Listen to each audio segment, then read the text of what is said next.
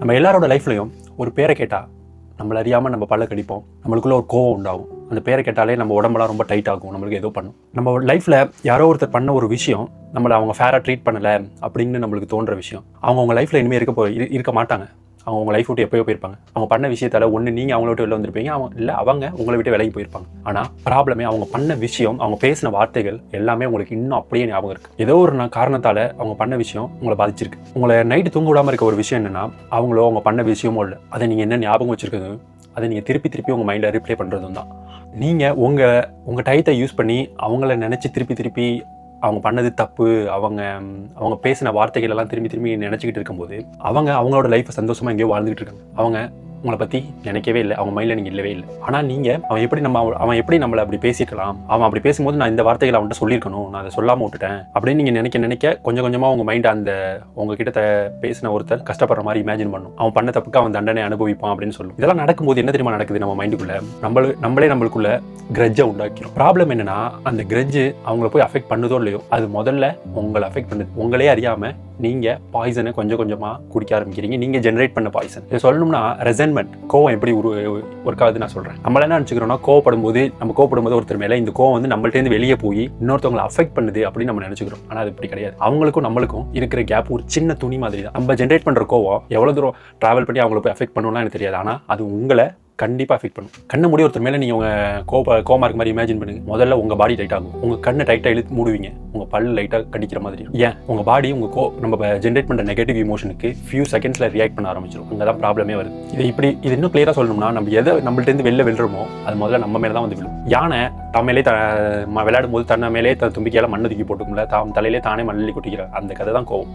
யார் மேலேயாவது கிரட்ஜ் வச்சிருந்தீங்கன்னா அது அவங்க அஃபெக்ட் பண்ணுமோ இல்லையோ, முதல்ல உங்க மேலே அஃபெக்ட் பண்ணும். ஒருத்த மேலே கோவப்படும் போது அவன் எப்படா என்ன பார்த்தா அப்படி பேசலாம் அப்படின்னு நம்ம மைண்ட் நம்மள்ட்ட சொல்லும்போது நம்ம பாடிக்குள்ள என்ன நடக்குது தெரியுமா? அந்த தப்புக்கு யாரோ ஒருத்தன் என்ன ரொம்ப அவமானப்படுத்திட்டாங்க. நான் வீட்டுக்கு போய் அவனை நினைச்சு பார்க்குறேன், அவன் எப்படா என்ன இப்படி பண்ணலாம், அவன்லாம் லைஃப்ல எவ்வளோ கஷ்டப்பட போறான்னு நான் சும்மா நினைக்கிறேன். வீட்டில் என்னோட சோஃபாவில் உட்காந்துக்கிட்டு ஒரு சிசிடிவி கேமரா மாதிரி ஒரு விஷயம் இருக்குங்க. அதுக்கு பேர் அமிக்டலா. கரெக்டாக அந்த இடத்துல இருக்கு. அது நம்மளை சென்ஸ் பண்ணிக்கிட்டே இருக்கு. ஏதாவது டேஞ்சர் இருந்துச்சுன்னா அவ்வளோ அராளத்தை ரைஸ் பண்ணுறது அதோட வேலை. ப்ராப்ளம் என்ன, அதுக்கு மல்டிபிள் செட்டிங் கிடையாது. அமிக்டலாவுக்கு ஒரே ஒரு செட்டிங் தான் உண்டு. நீங்கள் இப்போ காட்டில் ட்ரெக்கிங் போகிறீங்க உங்கள் ஃப்ரெண்ட்ஸோட, திடீர்னு எங்கேருந்து ஒரு மிருகம் வந்து உங்களை துரத்துனா என்ன வேகத்தில் பதறி அடிச்சுட்டு அங்கேருந்து தப்பிக்கிறது மட்டும்தான் உங்களுக்கு கண்ணுக்கு தோணும். அதே மாதிரி தான் உங்கள் மைண்டில் ஒருத்தன் நம்மளை தப்பாக நடத்திட்டான், அவங்க எப்படியெல்லாம் வாழ்க்கையில் கஷ்டப்பட பாரான்னு ஒரு கிரட்ஜு வரும்போதும், அது ஒரு புலி துரத்துறதையும் ஒரு கிரட்ஜு கிரியேட் பண்ணுறதையும் ரெண்டையும் சேமாக தான் பார்க்கும். ஓகே, இது டேஞ்சர் அப்படின்னு அது ஒரு சுவிட்சை தட்டணும்னா என்ன ஆகும்னா, டன் கணக்கில் கார்டிசோலும் அட்ரினலும் உங்கள் பிளட் ஸ்ட்ரீமில் கலக்கும். இல்லைன்னா நல்ல விஷயம் நீங்கள் நினச்சிங்கன்னா, அவ்வளோ விஷயம் உங்கள் பிளட்டில் கலந்ததுன்னா 6 செகண்டில் உங்களால் நினச்சி பார்க்க முடியாத அளவுக்கு வேகத்தில் ஒரு இடத்துலேருந்து இன்னொரு இடத்துக்கு ஓட முடியும், தப்பிக்க முடியும். உங்கள் டைஜஷன் கம்ப்ளீட்டாக ஸ்டாப் ஆகும். உங்களோட வேலை அங்கேருந்து தப்பிக்கிறது மட்டும்தான். இது ஒரு தடவை நடந்தால் ஓகே, ஒவ்வொரு செகண்டும் நடந்தால், எவ்ரி 10 செகண்ட் நடந்தால், எல்லா நாளும் தூங்க போகிறதுக்கு முன்னாடி நைட்டும் இது நடந்தால், அங்கே தான் ப்ராப்ளமே வருது. இதை தான் ரிசர்ச்சர் சொல்கிறாங்க அலோஸ்டாட்டிக் லோட். இப்படி அன்வான்ட் கார்டிசால் நம்ம பிளட்டில் கலக்கும் போது அது நம்மளோட இம்யூன் சிஸ்டத்தை சப்ரஸ் பண்ணிடும். எந்த ஒரு விஷயத்தையும் எதிர்த்து நம்ம பாடியெல்லாம் போராட முடியாது. ஒரு சின்ன விஷயத்துக்கே படுத்துரும். நம்மளோட ஹிப்போகாம்பஸ் நம்ம ஒரு விஷயத்தை படித்து கற்றுக்கிறதுக்கும் நம்ம ஒரு விஷயத்தை ஞாபகம் வச்சுக்கிறதுக்கும் யூஸ் பண்ண ஒரு ஆர்கன், அதோட எபிலிட்டியை கொஞ்சமாக கார்டிசல் ஓவர் செக்ரியேஷனால் கொஞ்சமாக லூஸ் பண்ண ஆரம்பிக்கும். உங்களோட ஆர்டரிஸ் ஸ்டிஃபன் ஆகும். கேட்குறது ரொம்ப பயமாக இருக்கும், ஆனால் இதுதான் உண்மை. நியூரோ சயின்டிஸ்ட் ஒரு இன்ட்ரெஸ்டிங் திங் நம்ம பிரெயினில் கண்டுபிடிச்சிருக்காங்க, கால்டு மிரர் சிஸ்டம். அப்படின்னா என்னன்னா, அதுக்கு நம்ம பிரெயினில் ஒரு ஃபைல் இருக்குது. அதில் வந்து நம்மளையும் நமக்கு பிடிச்சவங்களே அது போய் ஸ்டோர் பண்ணும்.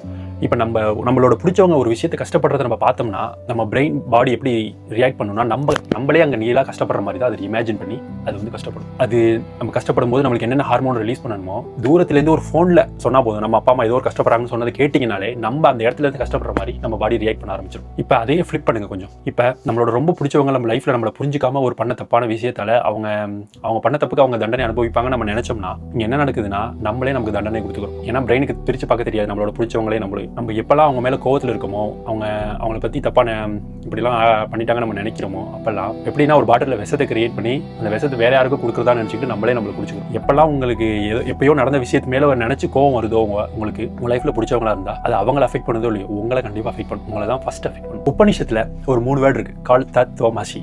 You are that. நீங்கள் அதை விட பெட்டர் இல்லை, அது உங்களோட டிஃப்ரெண்ட் கிடையாது, நீங்கள் தான் அது.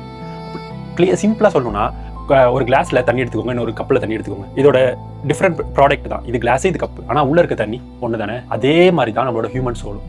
நீங்களும் நானும் டிஃப்ரெண்ட் ஃபேஸில் இருக்கும், டிஃப்ரெண்ட் ஜெண்டரில் கூட இருக்கலாம். நம்ம என்ன இருக்கலாம், நீங்கள் உமனாக இருக்கலாம். ஆனால் நமக்குள்ளே இருக்க ஹியூமன் சோல் எப்படி இந்த கிளாஸில் இருந்து இது கப்பில் இருந்த தண்ணி ஒன்றோ அதே மாதிரி தான் ஹியூமன் சோல் நம்மளுக்குள்ளேயும் நம்மளை சுற்றி இருக்க மனுஷங்களுக்குள்ளேயும் ஒரே விஷயம் தான் இருக்குது.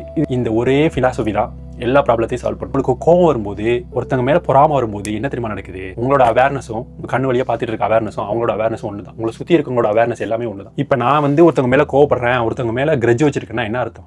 என் மேலேயே நான் கிரட்ஜ் வச்சிருக்கேன்னு அர்த்தம். ஒருத்தங்க நான் அடிக்க போறேன்னு என்ன அர்த்தம்? என்னையே நான் அடிச்சுக்கிறேன்னு அர்த்தம். நான் யாருக்கு என்ன நடக்கணும்னு முதல்ல நினைக்கிறனோ அது எனக்கு தான் நடக்குது. இந்த விஷயம் புரிஞ்சிச்சுன்னா நம்ம ஏன் அடுத்தவங்க மேலே கோவப்பட போகிறோம்? இதனால நான் அடுத்தவங்க பண்ணது ஒரு பெரிய தப்பு பண்ணவன நான் மன்னிச்சு விடுங்க அப்படின்னு நான் சொல்ல வரல. ஆனால் நோட்டீஸ் பண்ணுங்க, நம்ம மைண்டு அவங்க மேலே கோவப்படுது, அது அவங்கள பாதிக்குதோ இல்லையோ முதல்ல நம்மளை பாதிக்கும். ஏன்னா நம்மளும் அவங்களும் ஒன்று தான். யூ ஆர் தட் தத்துவமசி. நெக்ஸ்ட் டைம் உங்கள் மைண்ட் உங்கள்கிட்ட அவன் பண்ண கஷ்டத்துக்கு அவன் அனுபவிப்பான்னு ஒருத்தவங்களை பற்றி நினைக்கும் போது நீங்கள் என்ன பண்ணுங்கன்னா, அவன் ரொம்ப சந்தோஷமா இருக்க மாதிரி இமேஜின் பண்ணிக்கோங்க. உங்களுக்கு கெட்டது பண்ண ஒருத்தன் அவன் நல்லா அவன் குடும்பத்தோட சந்தோஷமா இருக்கான்னு நினச்சிக்கோங்க. கேட்கறதுக்கு வேணா இது இப்படி இருக்கலாம்.